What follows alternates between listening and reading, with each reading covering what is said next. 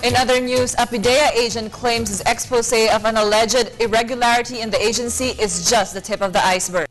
Report from Alvin Baltazar.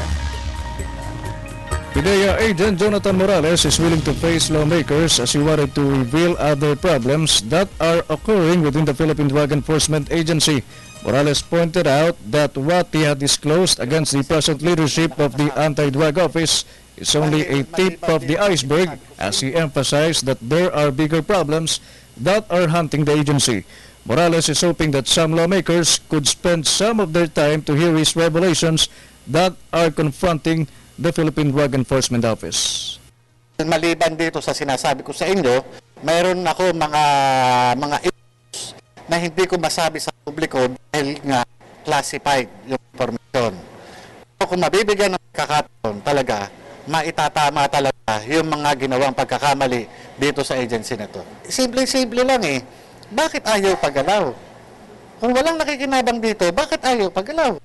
Diba? Ano ba ang kinatatakot nila na alam nila na kami yung mga may personal sa mga grupong ito, bakit ayaw nila kaming paggalawin?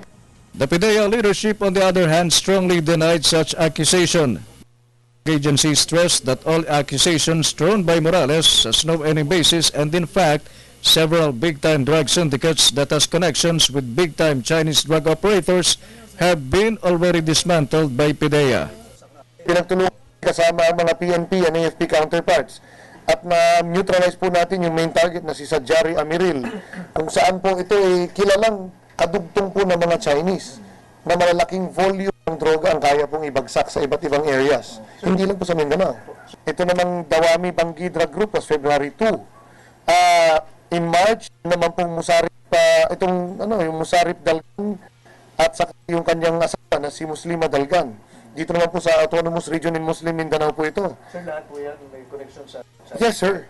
Meanwhile, Morales remains in active service as PIDEA NCR, where the controversial agent is assigned, is not contemplating to file any charges against him following his allegations which he presented before members of media instead of airing it before the PIDEA's grievance committee. For the People's Television, Alvin Baltazar.